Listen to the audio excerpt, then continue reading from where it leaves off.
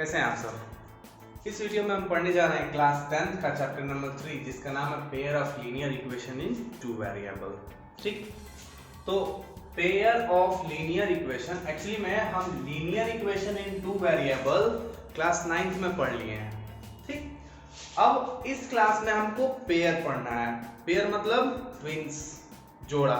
ठीक, तो linear equation होते कैसे हैं, वो भी टू वेरिएबल में। तो लीनियर मतलब कि एक लाइन में, in a straight line, and two variables means the value which will be varies, जो वैल्यू जो कि बार बार बदलेगी वो 2 होगी।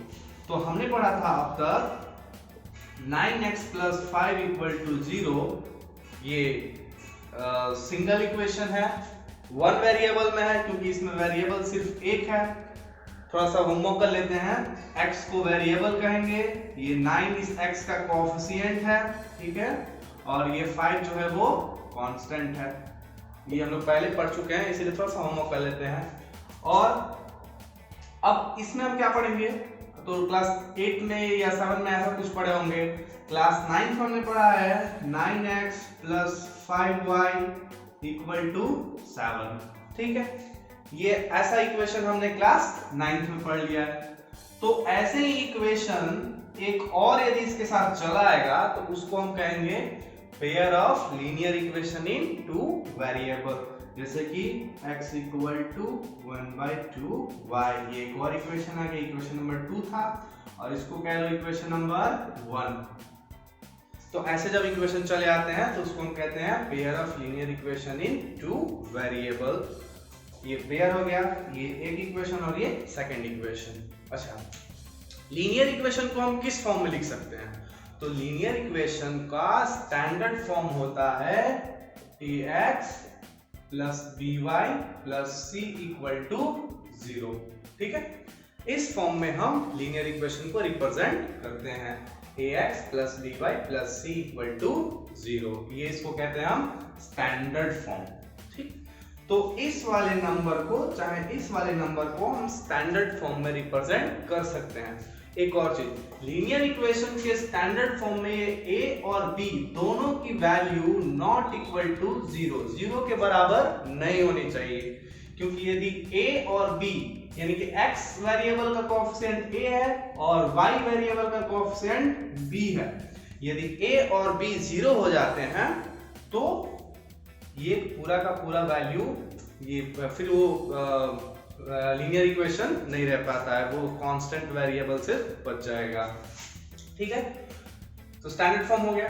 अब लीनियर इक्वेशन को हम थोड़ा और डीपली इस वाले क्लास में पढ़ेंगे तो पता चलता है कि लीनियर इक्वेशन को जब हम रिप्रेजेंट करते हैं ग्राफिकली, एक्चुअली में दो तरह से लीनियर इक्वेशन को रिप्रेजेंट करते हैं, एक ग्राफिकली, एक अलजेब्रिकली, ठीक है। ये एक लीनियर इक्वेशन है नीचे वाला। अब इस फॉर्म में यदि लिखा होता है तो इसको हम कहते हैं अलजेब्रिकली,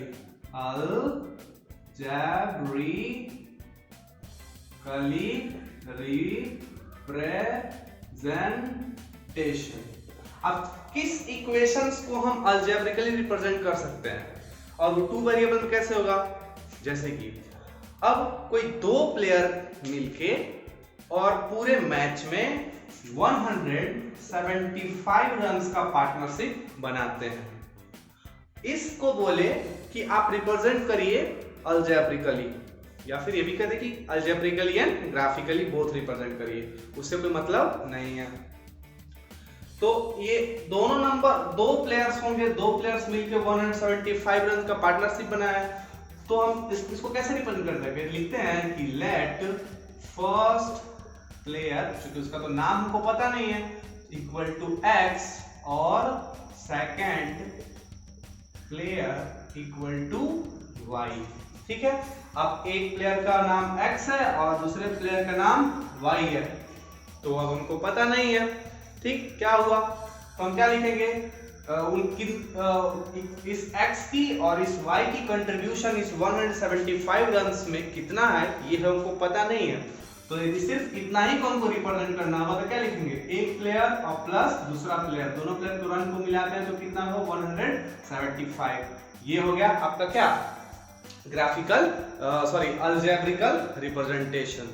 अब इसमें कोई दूसरा एक और टर्म जोड़ दे, ठीक ना, कि पहले वाले ने दूसरे वाले से 10 रन अधिक मारे, ठीक। तो अब उसके लिए दूसरा ग्राफ बनाएंगे, तो उसके लिए एक इक्वेशन बना था, और उसके लिए अब एक और इक्वेशन बन जाएगा कि पहले वाले ने दूसरे वाले के लिए 10 रन अधिक मारा था। तो क्या कहेंगे, मान लो पहले वाले ने दूसरे की अपेक्षा 10 रन अधिक, तो अब दूसरा इक्वेशन क्या बनेगा कि ये x + 10 और ये हो गया सिर्फ y का y। तो अब क्या हो जाएगा कि x + 10 + y = 175। ये ऐसा कंडीशन बढ़ते जाता है। तो ऐसे इक्वेशंस को हम लीनियर इक्वेशन में रिप्रेजेंट कर सकते हैं। कुछ और एग्जांपल्स को देखें तो एक और एग्जांपल हो जाएगा कि किसी आप स्टेशनरी शॉप में जाते हैं और आपने 20 रुपए का पेंसिल, इरेजर, कटर, रबर या वगैरह वगैरह आपने ज्योमेट्री का सब सामान खरीदा। अब उसमें आपने खरीदा क्या है, तो रबर खरीदा है और कटर खरीदा है, इरेजर और शार्पनर। अब इरेजर की वैल्यू नहीं पता है हमको और शार्पनर की वैल्यू नहीं पता है, लेकिन आपका पैसा कितना खर्चा हुआ, तो 20 रुपए खर्चा होगा। तो हमको क्या लिखेंगे कि let eraser equal to x and sharpener equal to y। अब दोनों की वैल्यू कितना रुपए हमने खर्चा किया, तो 20 रुपए। अब इसको अलजेब्रिकल रिप्रेजेंटेशन कैसे करेंगे, तो x + y = 20, ठीक।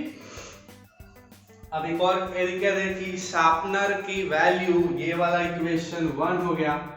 अब कहे कि इरेजर की वैल्यू शार्पनर से आधा है, ठीक ना। तो शार्पनर की वैल्यू क्या रखी है हमने, y, इरेजर की x। क्या रहा है कि शार्पनर की वैल्यू इरेजर की वैल्यू की आधा है, इरेजर की वैल्यू की आधा है, यानी कि y = x/2। शार्पनर की वैल्यू इरेजर की वैल्यू की आधा है, तो ये हमारा इक्वेशन नंबर 2 हो गया।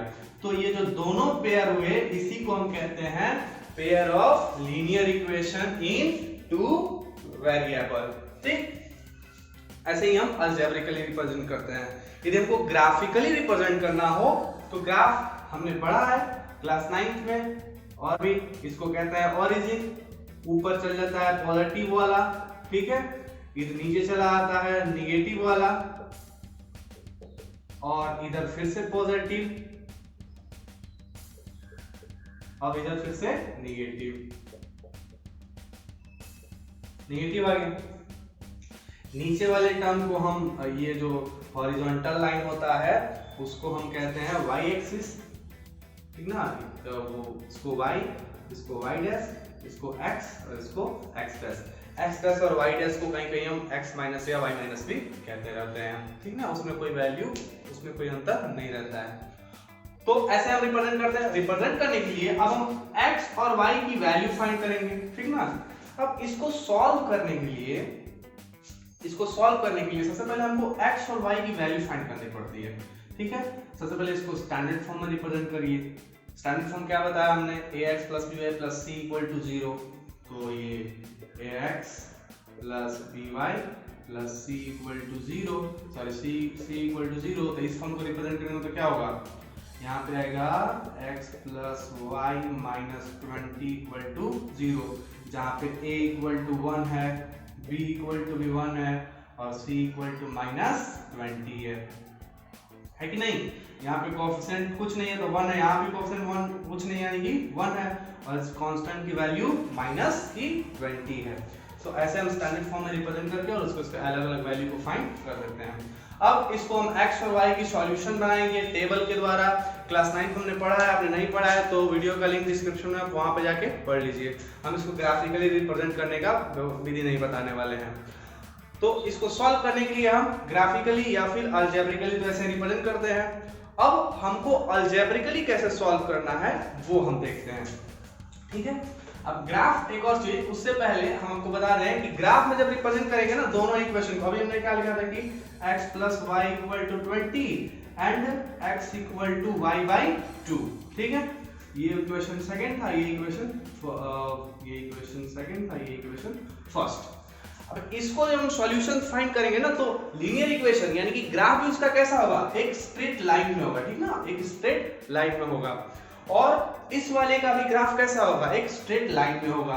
तो दोनों स्ट्रेट लाइन यदि एक ही ग्राफ पे रिप्रेजेंट होते हैं तो या तो तीन केसेस होंगे, या तो वो दोनों लाइन आपस में इंटरसेक्ट करेंगी, ठीक है, या तो वो पैरेलल चली जाएंगी, और या फिर एक के ऊपर दूसरी वैसे ही रिप्रेजेंट हो जाएगी, ठीक है। मतलब कि जिधर से वो पहला वाला लाइन जाएगा उधर से ही दूसरा वाला लाइन चला जाएगा, और या तो इंटरसेक्ट नहीं होगा और या तो इंटरसेक्ट होगा। तीन केस होता है, ये केस नंबर 1, ये केस नंबर 2 और ये केस नंबर 3, ठीक है।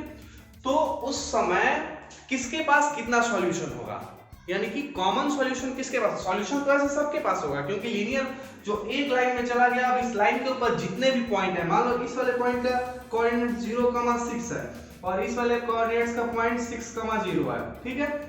अब इसके बीच में जितने भी पॉइंट आ गए, जैसे कि 2,4 या फिर 3,3 या फिर 4,2, तो ये सारे इसके सॉल्यूशन हो गए, इस वाले इक्वेशन के सारे सॉल्यूशन हो गए। लेकिन यदि दो लाइन यहाँ पे आ गया, मतलब कि ये कहीं ना कहीं इंटरसेक्ट होगा, या तो पैरेलल जाएगा या फिर एक के ऊपर एक ही रहेगा। तो सॉल्यूशन कितने होंगे, कॉमन सॉल्यूशन। एक्चुअली में सॉल्यूशन का मतलब यहाँ पे इस वाले लेसन में पेयर ऑफ लीनियर इक्वेशन के मतलब चैप्टर में सॉल्यूशन का मतलब कि कॉमन सॉल्यूशन। तो कॉमन सॉल्यूशन कितने कितने होंगे, तो जब इंटरसेक्ट करेगा तो इसमें कॉमन सॉल्यूशन कितना होगा, सिर्फ 1 होगा, ठीक है। जब पैरेलल चला जाएगा तो कितना कॉमन सॉल्यूशन होगा, नो कॉमन सॉल्यूशन, इसमें कोई भी कॉमन सॉल्यूशन नहीं होगा। और इसमें यदि एक के ऊपर एक दूसरी लाइन भी जाती है, उसके ऊपर पास होती है, तो उसका वैल्यू क्या होगा, उस पे कितना सॉल्यूशन होगा, तो इनफाइनाइटली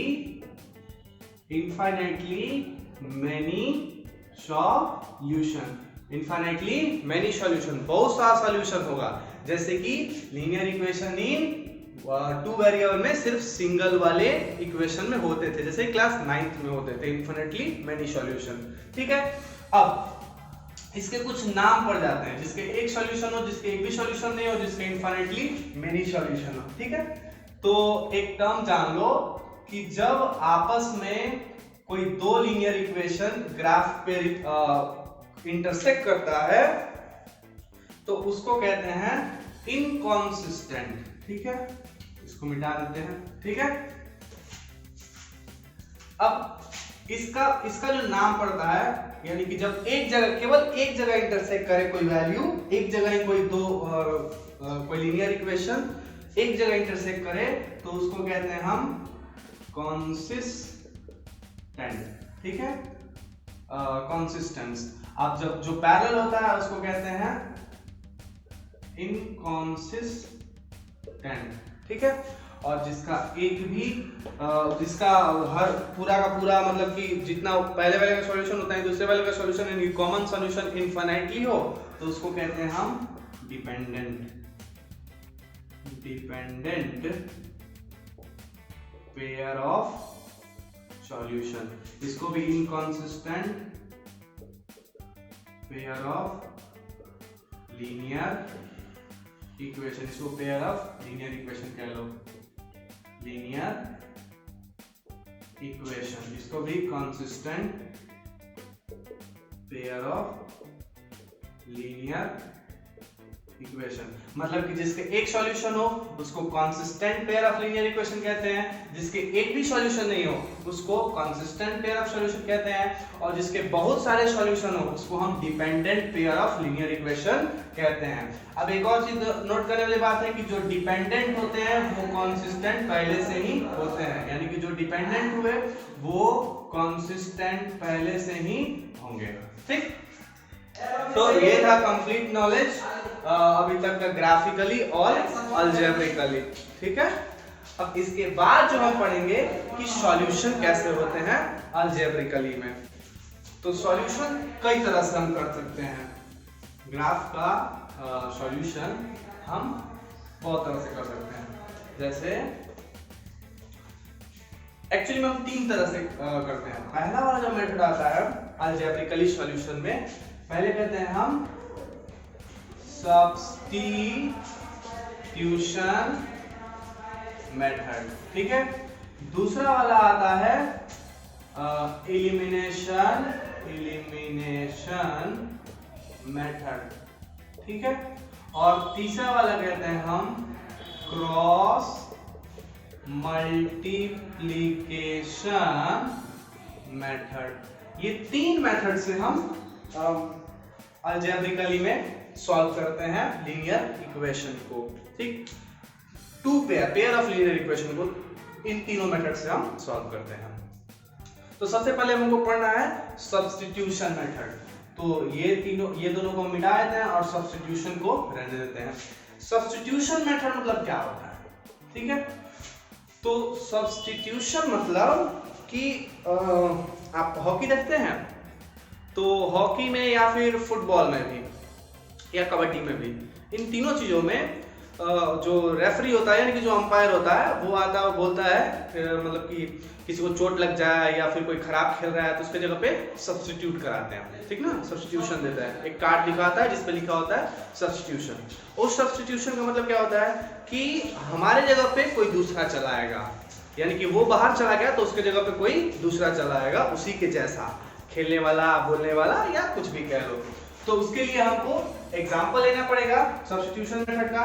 और सब्स्टिट्यूशन मेथड के एग्जाम्पल आ जाता है, एक इक्वेशन होता है 7x - 15y = 2। ये हमारा इक्वेशन नंबर 1 हो जाता है। और एक और इक्वेशन लेंगे क्योंकि हम पढ़ रहे हैं पेयर ऑफ लीनियर इक्वेशन। तो दूसरा वाला इक्वेशन आ जाता है x + 2y = 15। ये हमारा इक्वेशन नंबर 2 आ जाता है, ठीक है। 7x - 15y = 2 और दूसरा आ जाता है x + 2y = इसको ले लो 3, ठीक, 3। अब हम इसको सॉल्व करते हैं। तो कैसे सॉल्व करेंगे? सब्स्टिट्यूशन मेथड, यानी कि या तो x की या तो y की वैल्यू हमको कुछ फाइंड कर लेनी है, ठीक। तो इसमें हम कह रहे हैं कि इक्वेशन नंबर 2 को हम किसी और तरीका से लिख सकते हैं। और लिख दो, x की वैल्यू को फाइंड करो तो x = के बाद 2y को उधर भेज दो, तो x = 3 का 3 ऐसे ही रहने दो 3, और माइनस उधर जाएगा तो माइनस में हो जाएगा, तो माइनस का 2y हो गया। ये इक्वेशन नंबर 1 और रेडी हो गया, जिसको इक्वेशन नंबर 3 कह लो। अब इक्वेशन नंबर 3 को इक्वेशन नंबर 1 में पुट अप करो तो क्या वैल्यू आती है? तो लिखेंगे हम यहाँ पे कि putting the value of equation 3 कह लो, या फिर सीधा ये किसका वैल्यू है? ये तो x का वैल्यू है ना। तो putting the value of x in equation 1 में x की वैल्यू, इक्वेशन 1 क्या है? तो 7x - 15y = 2। अब x यहाँ पे है, x के जगह पे हम 3 - 2y रख देना है, तो 7 × 3 - 2y -15y = 2। अब सॉल्व करिए, जैसे कि हम अलजेब्रा बाकी सब क्लासेस में सॉल्व करते हैं वैसे यहाँ पर सॉल्व करेंगे। 7 × 3 = 21 - 7 × 2 = 14y -15y = 2। अब -14y और -15y कितना हो जाएगा? माइनस का 29y = 2। ये 2 इधर किस में है? तो प्लस में, उधर जाएगा तो माइनस में हो जाएगा, तो माइनस का 29y और = 2 - 21। अब माइनस का 29y = प्लस के 2 में से माइनस का 21 जाएगा तो कितना बचेगा? माइनस का 90, -19 आया, माइनस से माइनस कैंसिल हो गया क्योंकि इधर भी माइनस है उधर भी माइनस, तो खत्म। अब y की वैल्यू क्या आ गई? y = 19/29। अब हम जब हमको y का वैल्यू निकल गया कि y = 19/29, तो हम x की वैल्यू या तो इस पे या तो किसी वाले इक्वेशन पे हम रख लेते हैं। तो हमारा हम पहले इसको थर्ड इक्वेशन पे निकाले थे ना, तो इसी पे हम y की वैल्यू पुट करके निकाल लेते हैं, ठीक। अब putting the value of y in equation number 3, तो इक्वेशन नंबर 3 में जब y की वैल्यू पुट करेंगे क्या रहेगा? x = 3 - 2 × 19/29 19/29, ठीक। तो 19 टू 38 हो जाएगा, तो x इक्वल टू 3 माइनस 38/29। अब इसके नीचे कुछ नहीं तो 1 ले लो, इसका एलसीएम लो, तो एलसीएम लेंगे तो क्या आएगा, x इक्वल टू एलसीएम 29 और 29 में 3 का इंटू करिए फटाफट, तो 87 आया, ठीक है। और 87 माइनस 38, अब 87 में से 38 जब माइनस करेंगे तो कितना आएगा, 9 4 equal to x equal to 49/29। तो ये है x का वैल्यू और ये है यहाँ पे y का वैल्यू। तो जैसे कि हमने ऐसा सॉल्व किया तो हम y के वैल्यू यदि y डिपेंडेंट होता, ये y यदि अलग होता तो हम उसको फाइंड कर देते, लेकिन था नहीं इसलिए हम उसको छोड़ देते हैं, ठीक है। तो y का वैल्यू निकल गया और x का वैल्यू, इसी मेथड को हम सब्स्टिट्यूशन मेथड कहते हैं। उम्मीद है आपको समझ में आया होगा। अब जो अगला मेथड आता है उसको हम कहते हैं एलिमिनेशन मेथड। कौन सा मेथड, एलिमिनेशन मेथड। चलो, तो दूसरा वाला मेथड आ जाता है जिसको कहते हैं हम एलिमिनेशन। इक्वेशन नंबर इसी में सेकंड लिख दो, एलिमिनेशन मेथड। मेथड को मिटा दो, मेथड थोड़ा दूर हो गया है, एलिमिनेशन मेथड। अब ये मेथड होता क्या है, तो अब बहुत कबड्डी वड्डी खेल ली, अब चलते हैं आईपीएल की तरफ या फिर क्रिकेट की तरफ। वहां पे जब कुछ मैचेस हो जाते हैं, या तो वर्ल्ड कप के या तो हमारे आईपीएल इस साल हुआ नहीं, अब उसमें लास्ट के जो कुछ मैचेस होते हैं, 5-6 मैचेस जो होते हैं, उसको कहते हैं हम एलिमिनेटर। यानी कि जो खेलेगा वो बचेगा, मतलब कि जो जीतेगा वो बचेगा और जो नहीं जीतेगा वो जाएगा, ट्रॉफी से हाथ धोएगा।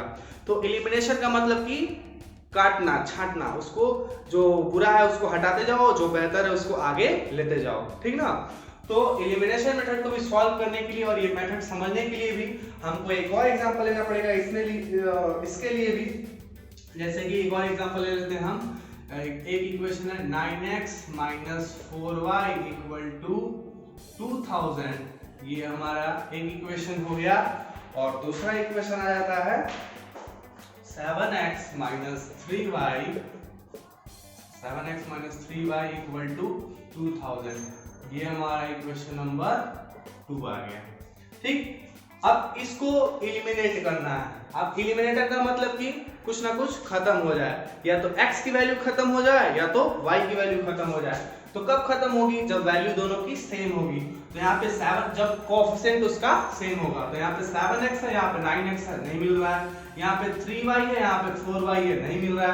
तो इन दोनों इक्वेशन को कुछ ना कुछ वैल्यू को तो सेम करना होगा ना। तो कुछ ऐसे नंबर से हम मल्टीप्लाई करते हैं या डिवाइड करते हैं या सब्ट्रैक्ट करते हैं दोनों ही इक्वेशंस में कि ये इसकी वैल्यू क्या आ जाए, कॉमन आ जाए। जैसे कि देखो, ये 3y है, ये 4y है। अब इस 3y में 4 का हम मल्टीप्लाई करेंगे तो 12y हो जाएगा, और 4y में यदि 3 का मल्टीप्लाई करेंगे तो 12y हो जाएगा। 12y ये कैंसिल हो जाएगा, उससे हम x का वैल्यू निकाल सकते हैं। तो क्या करेंगे, मल्टीप्लाइंग इक्वेशन, कौन सा इक्वेशन, इक्वेशन नंबर फर्स्ट को बाई 3 एंड इक्वेशन नंबर 2 को बाई 4 मल्टीप्लाई करेंगे तो क्या आएगा, यानी कि इस पूरे इक्वेशन को 3 से मल्टीप्लाई करो और इस पूरे इक्वेशन को 4 से मल्टीप्लाई करो, तो हमारा नया इक्वेशन क्या आ जाएगा, 9 3 जा 27x माइनस 4 3 जा 12y इक्वल टू 3 2 जा 6000, ठीक है। अब ये इक्वेशन फर्स्ट हो गया। दूसरा इक्वेशन 4 7 जा 28x माइनस 4 3 जा 12y इक्वल टू 4 2 जा 8000, ठीक है। ये इक्वेशन सेकंड हो गया। अब इसको हम एलिमिनेशन यानी कि अब सब्ट्रैक्ट करते हैं इसका, ठीक। तो हम मतलब इसको सॉल्व करते हैं। तो सॉल्व करने के लिए आपको बिना वैल्यू चेंज करके भी बना सकते हैं और वैल्यू चेंज करके भी बना सकते हैं, मतलब साइन चेंज करके। साइन चेंज कर देते हैं, प्लस था तो माइनस हो गया, माइनस था तो प्लस हो गया और प्लस था तो माइनस हो गया। अब सॉल्व करें तो ये वाली वैल्यू पूरी कैंसिल, बची क्या 27 प्लस के 27x में से माइनस का 28x जाएगा तो कितना बचेगा, सिर्फ बचेगा माइनस का x और इधर बचेगा इक्वल टू, अब प्लस के 6000 में से माइनस का 8000 जाएगा तो क्या बचेगा माइनस का 2000, माइनस माइनस कैंसिल तो x का वैल्यू क्या आ गया, x इक्वल टू 2000, ठीक है, x का वैल्यू 2000 आ गया। अब हमको y का वैल्यू फाइंड करना है, तो y का वैल्यू या तो इक्वेशन नंबर 1 में या तो इक्वेशन नंबर 2 में किसी में भी पुट अप करके हम y का वैल्यू फाइंड कर सकते हैं। तो उसके लिए हम इक्वेशन नंबर 2 में पुट करते हैं, तो putting the value of x in equation number 2, equation number 2 क्या है, तो 7x minus 3y equal to 2000, x की वैल्यू तो 7 into 2000 minus 3y equal to 2000, y की वैल्यू तो निकालिए, तो वैसे उसको रहने दो, 7 टू जा 14000 माइनस 3y इक्वल टू 2000, ये 14000 उधर जाएगा तो माइनस का 3y इक्वल टू 2000 माइनस का 14000, ठीक है। अब माइनस का 3y इक्वल टू 2000 में से माइनस का 14000 जाएगा तो कितना बचेगा, माइनस का 12000, माइनस का 12000, अब माइनस से माइनस कैंसिल, अब y इक्वल टू 12000 अपॉन 3, तो ये कटेगा तो कितना आ जाएगा 4000, तो y का वैल्यू क्या आ गया, यानी कि अब y इक्वल टू 4000। तो इस तरह से हम x का और y का वैल्यू निकाल सकते हैं, जिसको कि हम एलिमिनेशन मेथड भी कहते हैं, समझ में आया, इसको कहते हैं एलिमिनेशन मेथड। अब हमारा जो तीसरा मेथड आता है उसको कहते हैं हम क्रॉस मल्टीप्लिकेशन मेथड। तो देखिए कैसे उसको लिखते हैं, ठीक है।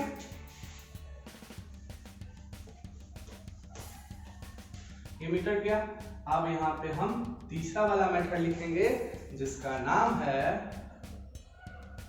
क्रॉस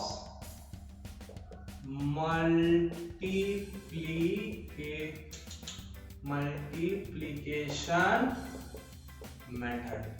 अब क्रॉस मल्टीप्लिकेशन मेथड का मतलब कि ऊपर का नीचे, नीचे का ऊपर गुणा होने वाला है, तो इसके लिए भी हमको क्या चाहिए, एक एग्जाम्पल चाहिए, ठीक है।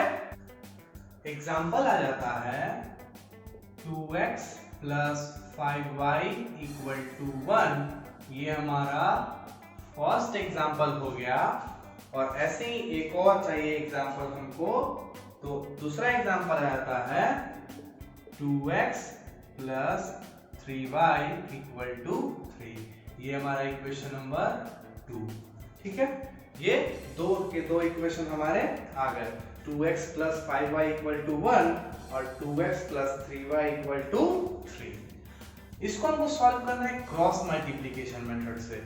तो क्रॉस मल्टीप्लिकेशन मेथड से सॉल्व करने से पहले एक चीज आपको ध्यान देना पड़ेगा कि इक्वेशन को सबसे पहले हमको स्टैंडर्ड फॉर्म में रिप्रेजेंट करना है। स्टैंडर्ड फॉर्म कौन सा होता है, वही वाला standard form. So make this equation in standard form। तो फर्स्ट वाला इक्वेशन स्टैंडर्ड फॉर्म में चेंज हो तो कैसे होगा, 2x plus 5y minus 1 equal to 0, बढ़िया से लिख दो, 2x plus 5y equal to minus 1 equal to 0, equation first आ गया। और equation 2x plus 3y minus 3 equal to 0, ये इक्वेशन नंबर सेकंड आ गया। ये इसका स्टैंडर्ड फॉर्म हो गया। अब स्टैंडर्ड फॉर्म में हमको x और y की वैल्यू फाइंड करनी है, तो क्रॉस मल्टीप्लिकेशन क्या करते हैं, सबसे पहले रिप्रेजेंट करना ही सबसे बड़ा काम होता है कि किधर कैसे मल्टीप्लाई करेंगे, ठीक है। तो एक्चुअली में तो रूल ये होता है कि देखो बताते हैं, चलो ये x की वैल्यू, फिर ये y की वैल्यू, और एक कांस्टेंट है, कांस्टेंट भी तो फाइंड करना है ना, तो एक कांस्टेंट के लिए कांस्टेंट की वैल्यू रख लो। कांस्टेंट कितना है, कांस्टेंट को हम 1 ऐसे बेसिकली 1 ही मानते हैं, ठीक 1। अब जब हमको x की वैल्यू फाइंड करनी होती है तो क्या करते हैं, x को हाइड कर देते हैं, ठीक है, और y की वैल्यू को देखते हैं। तो y की वैल्यू को सबसे पहले कांस्टेंट में मल्टीप्लाई करते हैं, ऊपर वाले को नीचे वाले से। तो 5 into 3 कितना हो जाएगा 15, किसका 15 तो माइनस का 15, सो माइनस का 15, माइनस के 15 में से माइनस करते हैं, क्या माइनस करेंगे, x की वैल्यू, तो x की वैल्यू फाइंड करें तो x की वैल्यू को हाइड कर दो y की वैल्यू से। तो y का कोएफिशिएंट 3 है और इसका कांस्टेंट 1 है, तो प्लस का 3 और माइनस का 1 कितना हो जाएगा, माइनस का 3, ठीक है। तो माइनस का 3 माइनस का 3, ठीक है। अब y की वैल्यू फाइंड करनी है, तो y की वैल्यू फाइंड करने के लिए अब y की वैल्यू को हाइड कर देंगे, ठीक। एक चीज, y की वैल्यू पे यदि हम यहाँ पे माइनस नहीं लिखते हैं तो हमको गुणा कहां से करना पड़ेगा, ये नीचे वाले से ऊपर वाले में करना पड़ेगा, और फिर नीचे सबसे पहले नीचे वाले को करके तब ऊपर वाले से माइनस करना है। लेकिन यदि हम यहाँ पे माइनस कर देते हैं तो जैसा कि सेम हमने x वाले में किया, जैसे x की वैल्यू ढक के और 5 3 जा फिर 3 2 जा किया, वैसे ही हम 2 3 जा और 2 1 जा भी कर सकते हैं। यदि माइनस नहीं लिखेंगे तो हमको सबसे पहले क्या करना पड़ेगा, 2 1 जा और फिर 3 2 जा, ठीक है। तो हम माइनस के यहाँ पे माइनस का वैल्यू लिख देते हैं क्योंकि आसान रहेगा, सारा एक ही स्टेप में एक ही सीक्वेंस में चला जाएगा। तो अब हम y की वैल्यू को हाइड कर देते हैं, तो क्या आएगा, y की वैल्यू हाइड कर दो, ऐसे आप हाइड कर लो खुद से, 2 3 जा यानी कि माइनस का 6 में से माइनस होगा क्या, y की वैल्यू भी हाइड है, 2 1 जा 2 माइनस का 2, ठीक है। अब 1 यानी कि अब कांस्टेंट की वैल्यू फाइंड करनी है, तो कांस्टेंट की वैल्यू फाइंड करने के लिए कांस्टेंट वाले टर्म को हाइड कर दो। कांस्टेंट वाले टर्म को हाइड करेंगे तो अब x की वेरिएबल और y की वेरिएबल को इनटू करेंगे, तो 3 2 जा 6 माइनस 2 5 जा 10 माइनस का 10, ठीक। अब इसको सॉल्व करिए, तो सॉल्व करेंगे तो x अपॉन माइनस के 15 में से माइनस माइनस प्लस हो जाएगा, यानी कि माइनस का 15 और प्लस का 3 और y का वैल्यू इक्वल टू माइनस का y अपॉन y का वैल्यू क्या हो जाएगा, ये माइनस माइनस प्लस, तो माइनस का 6 और प्लस का 2, ठीक है, इक्वल टू, और ये कांस्टेंट 1 अपॉन 6 प्लस का माइनस करेंगे माइनस का 4, इतना वैल्यू आ गया। इसको थोड़ा और सॉल्व करें तो कितना आएगा, x upon minus plus minus का 15 प्लस का 3 कितना आएगा, माइनस का 12 इक्वल टू माइनस का y अपॉन माइनस का 6 और प्लस का 2 माइनस का 4 इक्वल टू 1 अपॉन माइनस का 4। ये हमारा वैल्यू आ गया, ये माइनस से माइनस कैंसिल हो गया, ठीक। अब हमने बोला था ना कि वैल्यू फाइंड करेंगे, तो वैल्यू तो यहाँ पे ये वैल्यू नहीं निकला, अभी ये वैल्यू नहीं है। अब हमको क्या करना है, तो कंपेयर करना है। अब असली बात है क्रॉस मल्टीप्लिकेशन का, क्रॉस मल्टीप्लिकेशन का यूज अब रियल में होगा।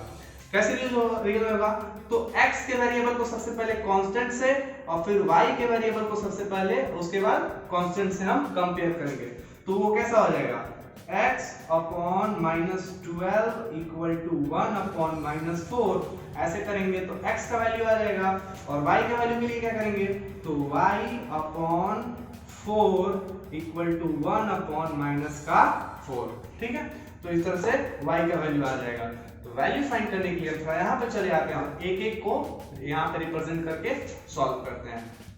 सॉल्व करें तो यहाँ पे क्या होगा, क्रॉस मल्टीप्लिकेशन क्या होगा, वही ना होगा, x अपॉन माइनस का 12 इक्वल टू 1 अपॉन माइनस का 4, क्रॉस मल्टीप्लिकेशन करें तो माइनस का 4x इक्वल टू माइनस का 12, और माइनस से माइनस कैंसिल, तो x इक्वल टू 12 अपॉन 4 1 जा 4 4 3 जा 12, तो x इक्वल टू 3, x का वैल्यू कितना आ गया, 3 आ गया, ठीक है, x का वैल्यू 3 आ गया। अब इसी तरह से y का वैल्यू यहाँ पे हम जब कंपेयर करेंगे तो क्या रहेगा, y की वैल्यू यहाँ पे रिप्रेजेंट करेंगे तो y upon 4 equal to 1 upon -4, फिर से क्रॉस मल्टीप्लिकेशन, तो माइनस का 4y इक्वल टू 4, तो y इक्वल टू 4 अपॉन -4, ये कटेगा तो कितना आएगा माइनस का 1, तो y का वैल्यू क्या आएगा, y इक्वल टू -1। देखो, तो क्रॉस मल्टीप्लिकेशन से हम ऐसे ही किसी भी pair of linear equation in two variable में x और y का वैल्यू फाइंड कर सकते हैं या फिर उसका सॉल्यूशन हम फाइंड कर सकते हैं। देखो ऐसे ये फाइंड हो गया। अब क्रॉस मल्टीप्लिकेशन, एलिमिनेशन, सब्स्टिट्यूशन, ये सब तो हमने पढ़ लिया। अब कुछ दूसरे प्रकार से, यहीं पे आपका लेसन नहीं खत्म हो जाता है, अभी आपके लेसन में और कुछ टॉपिक है उसको हमको पढ़ना है। वो टॉपिक क्या है, तो कभी कभार हमारे लीनियर इक्वेशंस कुछ डिफरेंट फॉर्म में चले आते हैं, ये मिटा देते हैं डिफरेंट। तो अब आपके चैप्टर का लास्ट टॉपिक आता है irreducible equation of linear equation in two variable, यानी कि रिड्यूस करके हम किसी इक्वेशन को सॉल्व करते हैं।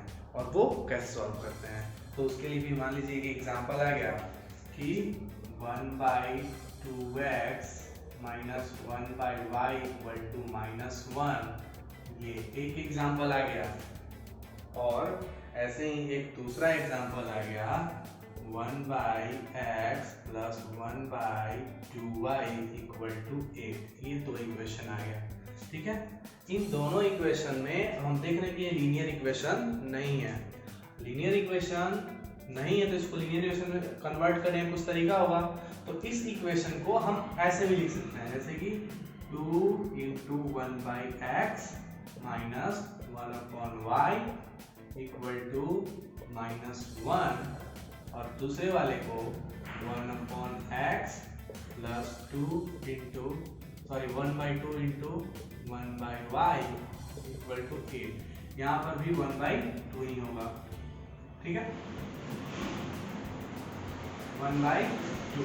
ठीक, अब इस 1/2 को हम 1/x और 1/y के वैल्यू को कुछ रख लेते हैं। तो कहते हैं यहाँ पे कि let 1/x equal to a and, पानी आ गया बोर्ड पे,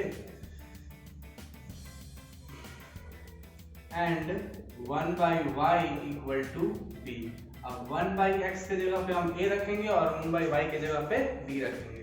जब हम ऐसा करते हैं तो हमारी वैल्यू क्या आती है, 1/2 × a minus b equal to -1, और इसकी वैल्यू क्या आ जाती है, तो a plus 1/2 × b equal to 8। अब ये लीनियर इक्वेशन में कन्वर्ट तो हो गया, यानी कि अब लीनियर इक्वेशन भी हो गया और टू वेरिएबल a और b जहाँ पे वेरिएबल्स हो गए। अब हम इस a और b के वेरिएबल को अब हम किसी मेथड से, या तो सब्स्टिट्यूशन या तो एलिमिनेशन या फिर सब्ट्रैक्शन, कौन सा, क्रॉस मल्टीप्लिकेशन, किसी मेथड से हम सॉल्व कर सकते हैं।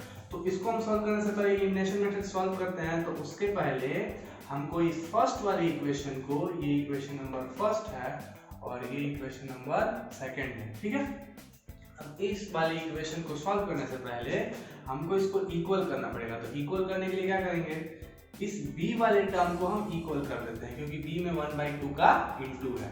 तो b में 1/2 का इंटू है, इसके लिए इस वाले पूरे वाले टर्म को 1/2 से मल्टीप्लाई करना पड़ेगा हाफ से। तो यहाँ पे लिखेंगे मल्टीप्लाइंग बाई 1/2। अब 1/2 से जब मल्टीप्लाई करें तो क्या होगा, इस पूरे वाले टर्म को 1/2 से मल्टीप्लाई करो, तो 1/2 × 1/4 × a माइनस 1/2 इक्वल टू -1/2, क्योंकि -1 में 1/2 का मल्टीप्लाई होगा तो -1/2 ही आएगा। और दूसरा वाला इक्वेशन हमारा क्या आ गया, हाँ, तो a plus 1/2 × b into 1/2 × b equal to 8। ठीक है, अब इस वाले टर्म को हम दोनों ही इक्वेशन को क्या करेंगे, तो ऐड करेंगे। ठीक है, अब लिखेंगे adding both the equations 1 and 2। अब 1 कौन है, तो 1 हमारा ये है और 2 हमारा ये है। ठीक है, 1 और 2 इक्वेशन को ऐड करेंगे, तो 1 और 2 को ऐड करते हैं तो 1/4 इंटू a माइनस 1/2, सॉरी यहाँ पे b लिखना भूल गया, 1/2b। ठीक है, 1/2b plus a plus 1/2b equal to 1/2 minus 1/2 plus 8। अब देखो यहाँ पे माइनस 1/2, ये माइनस का 1/2 भी है और यहाँ पे प्लस का 1/2 भी है, तो ये दोनों इससे क्या हो गया, कैंसिल हो गया। कैंसिल हो गया तो बचा क्या, तो 1/4a plus a equal to minus 1/2 plus 8, इसके नीचे कुछ नहीं तो 1। अब हमको इसका एलसीएम लेके सॉल्व करना है। ठीक, अब एलसीएम लेके सॉल्व करने जाएंगे तो क्या होगा, इसके नीचे कुछ नहीं तो 1 ले लो, ये 4 और 1 का एलसीएम कितना आएगा, तो उसका एलसीएम 4 आएगा। यहाँ पे सिंपली a बचेगा। ठीक है, a और प्लस 1 4 जा 4 और 4 into 4a प्लस 4a। ठीक, देखो 4a इक्वल टू, अब यहाँ पर भी 2 1 का एलसीएम लेंगे क्या आएगा 2। ठीक, यहाँ पे -1 तो -1 ही आएगा, सो -1 और प्लस का 16, क्योंकि 2 1 जा 2 और 8 2 जा 16। ठीक, अब ये हो गया 5a upon 4 equal to 15 upon 2। अब हम यहाँ पे फिर से क्या करेंगे, तो क्रॉस मल्टीप्लीकेशन करेंगे, तो 5a इंटू 2 इक्वल टू 15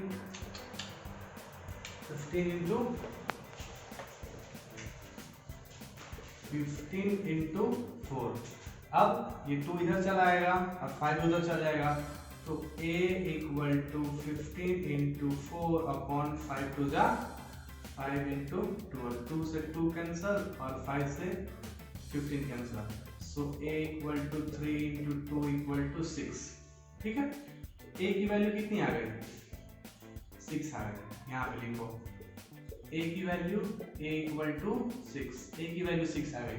जब अब a की वैल्यू 6 आ गई तो इसी तरह से हम इस वाले इक्वेशन में, ये सेकंड वाला इक्वेशन है ना, ये सेकंड वाले इक्वेशन में हम a की वैल्यू को रख के हम b निकाल सकते हैं।